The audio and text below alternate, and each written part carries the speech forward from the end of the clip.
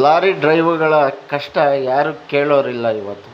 ಯಾಕೆಂದ್ರೆ ಈ ಮಾತು ಹೇಳ್ತಾ ಇದ್ದೀನಿ, ಯಾರು ಡ್ರೈವರು ಅಂದರೆ ಹುಡುಗ ಸ್ನೇಹಿತರೆ ಸ್ವಾಗತ ಸ್ವಾಗತ ನಮಗೋಸ್ಕರ ನಿಮ್ಮ ಮುತ್ತಣ್ಣನ ಸ್ವಾಗತ. ಸರ್ಕಾರದಿಂದ ಇವತ್ತಿನ ವಿಷಯ ಕಂಡ್ರಿ, ಲಾರಿ ಡ್ರೈವರ್ಗಳು ಕರುಳು ಚುರುಕನ್ನುತ್ತೆ. ಒಂದು ಊಟಕ್ಕೆ ಸಮಯ ಇಲ್ಲ, ಒಂದು ನಿದ್ದೆಗೆ ನಿಗದಿ ಇಲ್ಲದಂಥ ಸಮಯದಲ್ಲಿ ಹಗಲು ರಾತ್ರಿ ಎಂದು ದುಡಿತಾರೆ. ಅಲ್ಲೊಲ್ಲೋ ಕಾಡಲ್ಲೂ ಅಲ್ಲಿ ಮಧ್ಯೆ ಅಡುಗೆ ಮಾಡ್ಕೊತಾರೆ. ತಮ್ಮ ಕಷ್ಟ ಜೀವನವನ್ನು ಸಾಗಿಸ್ತಾರೆ. ಯಾಕೆ ಈ ಮಾತು ಹೇಳ್ತಾ ಇದ್ದೀನಿ ಅಂದರೆ, ತಮ್ಮೆಲ್ಲ ಜೀವದ ಹಂಗು ತೊರೆದು ಲಾರಿ ಡ್ರೈವರ್ಗಳು ಲಾರಿ ಓಡಿಸ್ತು. ಒಂದು ಭತ್ತ ಆಗಲಿ, ಒಂದು ರಾಜ್ಯದಿಂದ ಒಂದು ರಾಜ್ಯಕ್ಕೆ ಹಾಲಾಗಲಿ, ತುಪ್ಪ, ಎಣ್ಣೆ, ಮೊಸರು, ಬೆಣ್ಣೆ ಎಲ್ಲ ಪ್ರತಿಯೊಂದು ಬಟ್ಟೆ ಎಲ್ಲದೂ ಲಾರಿ ಡ್ರೈವರ್ಗಳಿಂದಲೇ ಸಾಧ್ಯ.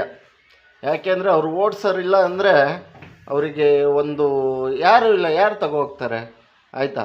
ಅವ್ರಿಗೆ ಹೆಚ್ಚಿನ ರೀತಿಯಲ್ಲಿ ಸರ್ಕಾರದಿಂದ ಒಂದು ಸವಲತ್ತುಗಳಾಗಲಿ, ಇನ್ಸೂರೆನ್ಸ್ಗಳಾಗಲಿ ಎಲ್ಲ ಸಿಗಬೇಕು ಕಣ್ರಿ. ಯಾಕೆ ಅಂದರೆ ಈ ಮಾತು ಹೇಳ್ತಾ ಇದ್ದೀನಿ ಅಂದರೆ, ತುಂಬ ಕಷ್ಟಪಡ್ತಾರೆ ಕಣ್ರಿ.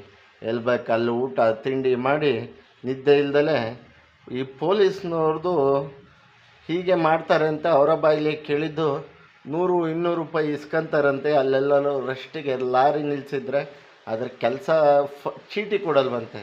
ಬೆದರಿಕೆ ಹಾಕಿ ಅದು ಮಾಡ್ತೀನಿ ಇದು ಮಾಡ್ತೀನಿ ಅಂತೇಳಿ ಇವರು ದುಡ್ಡು ಇಸ್ಕೊಬಿಟ್ರೆ, ಅವರಿಗೆ ಹಿಂಸೆ ಕೊಟ್ಟರೆ ಯಾರು ಹೇಳಿ ಕಾಪಾಡೋದು? ರಕ್ಷಕರೇ ಭಕ್ಷಕರಾದರೆ ಯಾರು ಅವ್ರನ್ನ ಕಾಪಾಡೋದು? ಹಾಗಾಗಿ ಸರ್ಕಾರ ಹೆಚ್ಚಿನ ರೀತಿ ಕ್ರಮ ವಹಿಸಬೇಕು. ಎಲ್ಲಿ ಬೇಕಲ್ಲಿ ಪೊಲೀಸ್ನವರು ಅಡ್ಡ ಹಾಕ್ಬಿಟ್ಟು ಜನಗಳ ಹತ್ರ ವಸೂಲಿಗೆ ಇಳಿದ್ರೆ ಆ ಡ್ರೈವರ್ಗಳು ಏನು ಮಾಡಬೇಕು? ತಪ್ಪು ಮಾಡಿದವರಿಗೆ ಶಿಕ್ಷೆ ಮಾಡಲಿ, ಫೈನ್ ಹಾಕಲಿ. ಅದು ಒಳ್ಳೆಯ ರೀತಿಯಿಂದ ಗಾಡಿನ ಓಡಿಸೋರಿಗೆ ಈ ಕ್ರಮ ಕೈಗೊಳ್ಬೇಕಂಡ್ರಿ. ಟೋಲಲ್ಲೂ ಅಷ್ಟೇ ಒಂದು ಮಿತಿಯಲ್ಲಿ ಟೋಲ್ ವಸೂಲಿ ಮಾಡಬೇಕು.